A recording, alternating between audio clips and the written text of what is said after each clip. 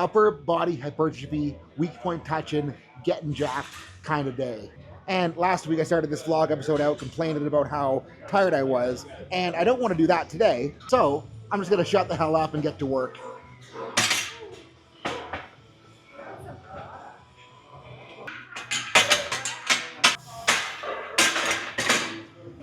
Leading with some camber bar pressing once again. And we are definitely not using this bar for any sort of stretch mediated hypertrophy stuff. But Seth, if you're not using it for stretch mediated hypertrophy, what are you using that bar for? Well, I still am in the process of getting my pec to come back after getting it ripped off and sewn back on. And part of what is going to help me get that back is accessing range of motion for the sake of creating range of motion and not associating anything lame with it. And I'm not saying that stretch mediated hypertrophy isn't real or doesn't matter. What I'm saying is that if stretch mediated hypertrophy is your primary target in growing something, you're missing the point because you're forgetting to work hard. Too angry? Yeah, I don't know. I'm just tired of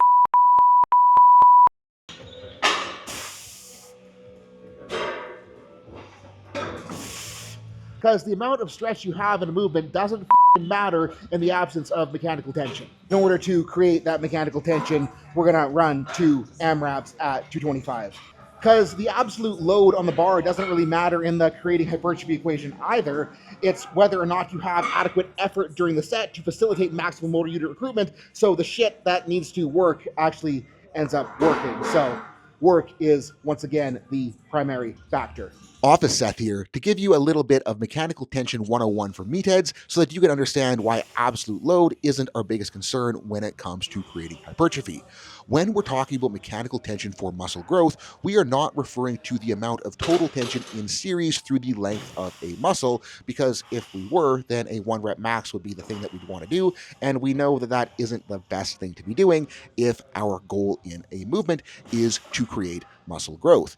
Instead, what we are worried about when we're talking about mechanical tension is the amount of tension in each individual muscle fiber in parallel, and then how many individual muscle fibers we can achieve high degrees of tension with during a set. And if we want to have as many muscle fibers as possible, have as much tension as possible, what is important to us is that we are lifting a heavy enough weight for enough reps that our speed of contraction begins to slow down involuntarily, because the set gets harder and harder as we push further and further into the reps.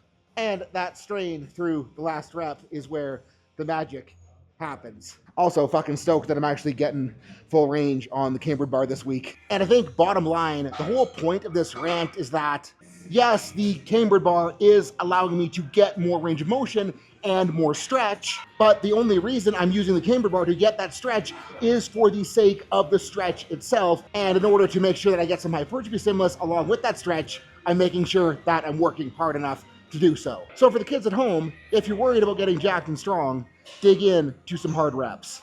Now, the reason that involuntary slowing of contraction is important is that muscle contraction, motor unit recruitment isn't this light switch all or nothing. We cannot just choose to contract all of the motor units that we possibly could. In order to achieve as many muscle fibers achieving maximal tension as possible, what we need to do is let the muscle fibers that were originally recruited in a movement experience high degrees of tension and then fatigue, so that other muscle fibers are then recruited on top of it, and then those muscle fibers can achieve high degrees of tension and fatigue, and then we have more muscle fibers jumping in as we take the set deeper and deeper and deeper. And that is why working hard on a set is so important when it comes to creating a growth stimulus.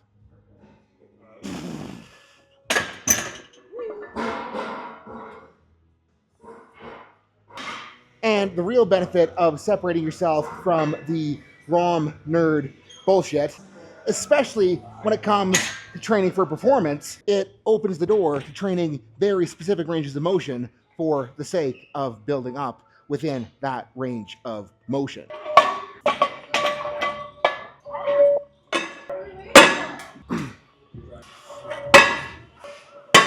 So yeah, we're running the ultra close grip 5 boards again, 3x3 this week instead of the 3x5 that we did last week.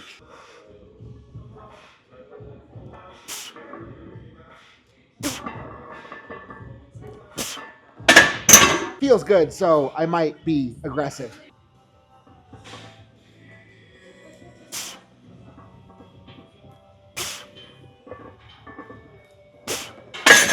Yeah, still feels good, so we'll be more aggressive. And what I gotta remember is it's a fucking 5 board. 4 plates should be casual.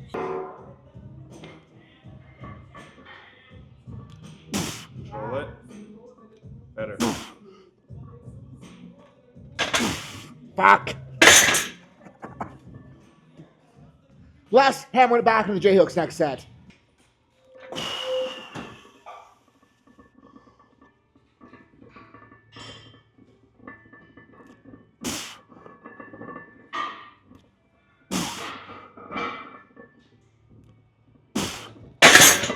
Yeah, more okay with that one. And to remind everyone why I'm running the high board press, I had my pec reattached a little bit over a year ago, and one of the hardest things to get back is my ability to like hold my shoulder blade in position next to my rib cage when I'm pressing and get my humerus all the way through to lockout, especially with a close grip. And running the high board press ultra close lets me really dial in both of those aspects, and holy shit, has it made my real bench press day feel so much better since I brought these in. So yeah, it looks stupid, but it's not that stupid to be doing. In these circumstances, these specific circumstances, it might be very stupid for you, so don't just copy what I'm doing.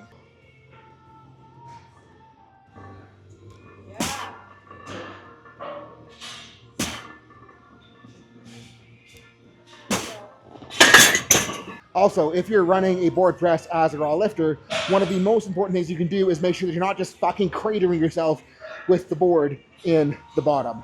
And now it's time to piss the nerds off even more by running a very high incline press and referring to it as overhead.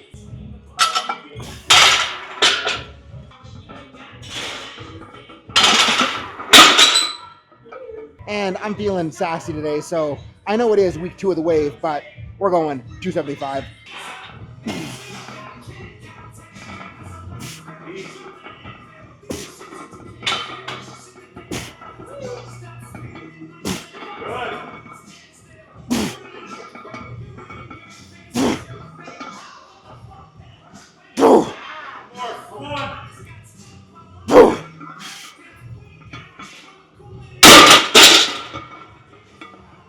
And I don't know, I like the song that's playing, so FAFO time.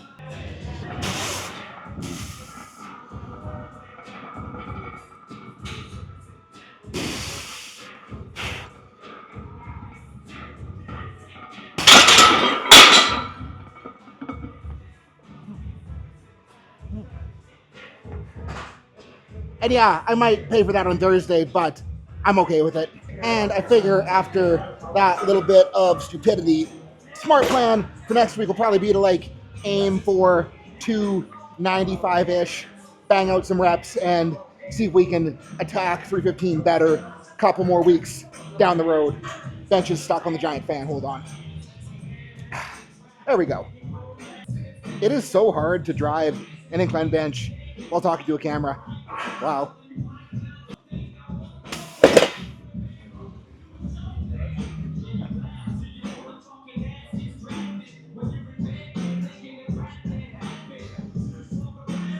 Anyways, time for some decline rolling dumbbells once again.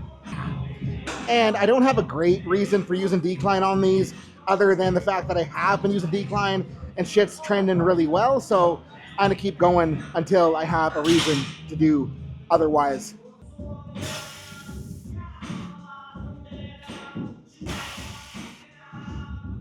Okay, 70s, as strict as possible. Which might not be very strict, but fuck it.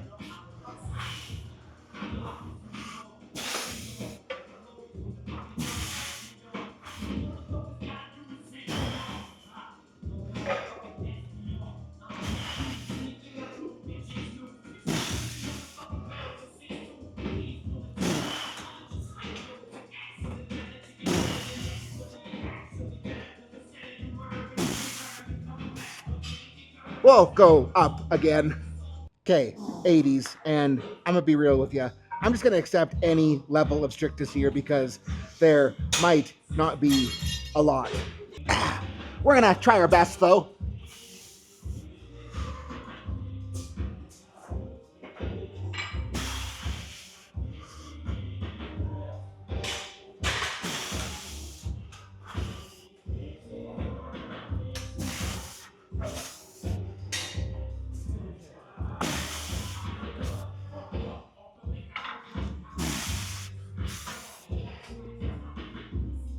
Fuck.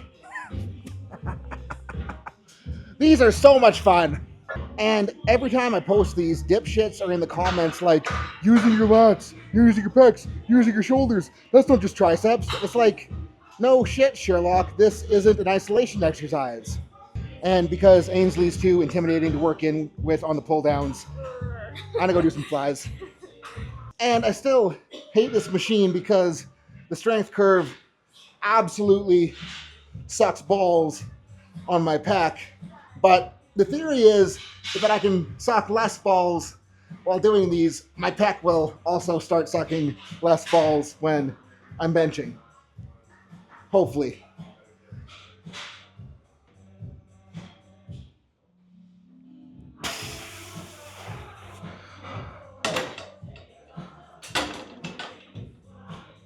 RPE 6. And now we get to run my new favorite, Lazy Man's stabilized push down setup. I forget what's heavy on this machine, so we'll give this a whirl and adjust accordingly. That's heavy on this machine, so we will adjust accordingly. Also dropping the seat down so I don't feel like I'm gonna fall over backwards. Actually get some stabilization out of the stabilized setup, you know?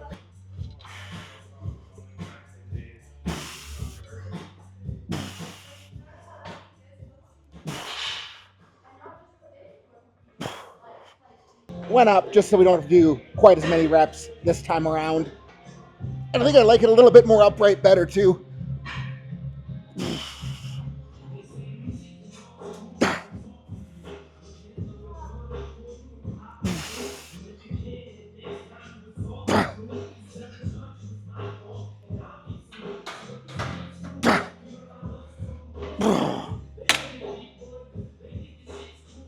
Yeah, that's sick. And it's almost like I was planning ahead, setting this bench here earlier in the training session or something. And like, yeah, this ain't the strictest intent, but trying to bully my delts into doing something good for me.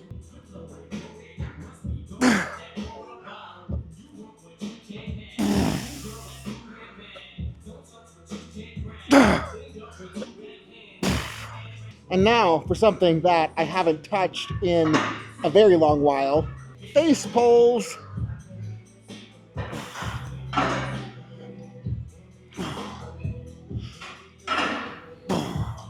And like, yeah, they're not the best rear delt isolation exercise, but what they're really freaking good at is if you allow some thoracic flexion, thoracic extension, they're basically sucking everything back into the spot that you want it when you're locking in to the squat bar. And after Sunday, I realized I need to get some upper back lock-in back in my life.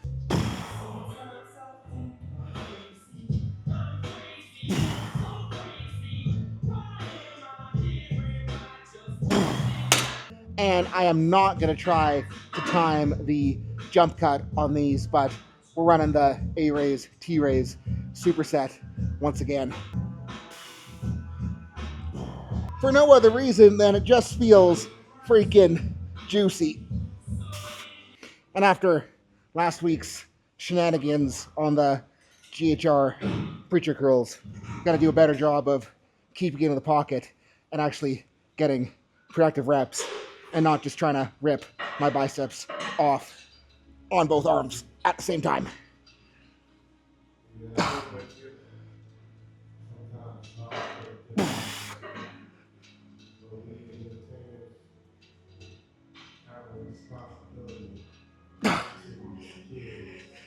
Gotta catch that last eccentric. Oh boy. Yuck.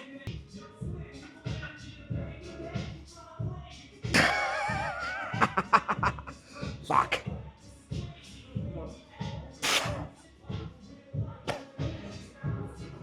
I feel really bad about myself right now.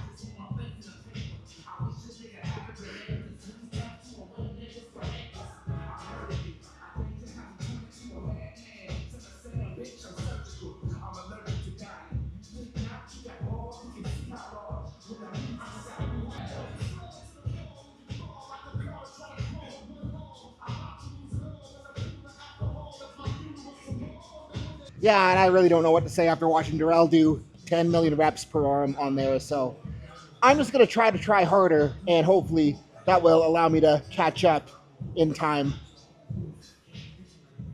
Because it's like if you suck at something, you can whine about it, or you can, try to get better.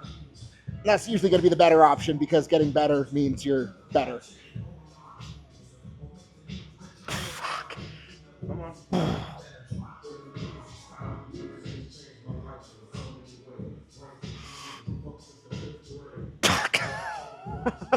I wish I had a valid excuse. Like if you were the one with long arms? Yeah, right? Like,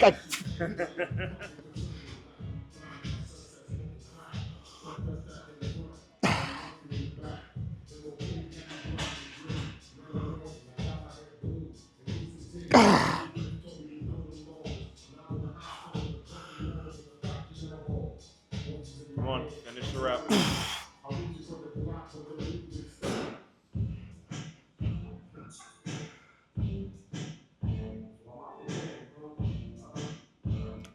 There you go.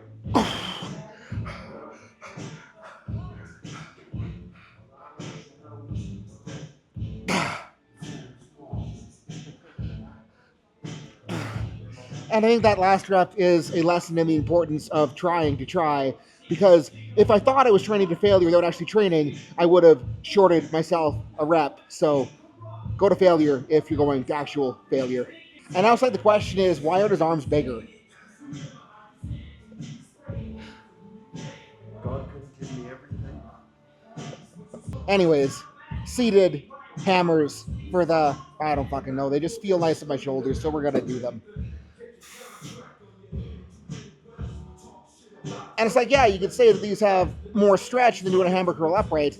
But again, I'm doing it not for like the stretchy hypertrophy. I'm doing it for what the stretch means for tissue tolerance and capsular resilience in regards to my shoulderinos. Because we're not nerds. And we're running the all-time favorite single leg standing hip flexor raise again. But we're going to put a little bit of a twist on it. Quite literally, because I'm rotating a little bit to the side to get a little bit more anterior adductor into the pull, because based on what I've learned the last couple weeks of training, that needs a little bit more touching. So we're going to continue giving it that little bit of touching. Gonna put more weight on it for work set number 2.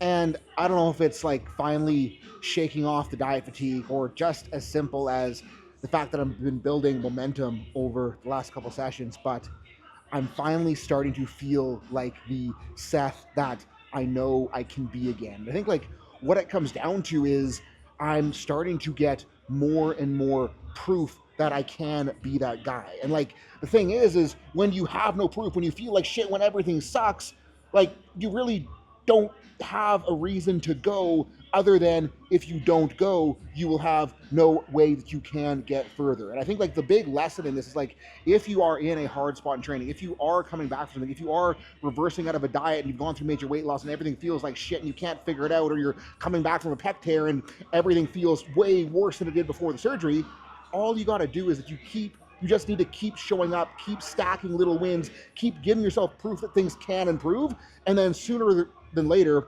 holy shit, does it freaking start to snowball, and you're like, wow, I can be this guy again. And I think we're finally at the cusp of that. And I think what I got to remember is starting to feel like this, the most important thing I need to do is not get too overexcited, not overreach, not overshoot, and not shoot myself in the foot, and let this ball roll as best as I can moving forward. And me getting to this point isn't just a matter of me, because it is freaking hard to trust the process when you don't have a great reason to trust it. But that's where like having support, having Miana, having Darrell, having Joel, even Charchuk sometimes helps me so freaking much with keeping my head in the game so that I can do the things that I need to do in order to push myself forward. And if you aren't in a position where you have this kind of crew, like that's why I made Team Activated, so I can give people the support, mentorship, that voice, that hand on the shoulder to be like, hey, keep going, keep doing the right things, and you will get there. Because if you keep doing the right things, you will get there. So hit that link below, sign up for the team, because I want to help you get better.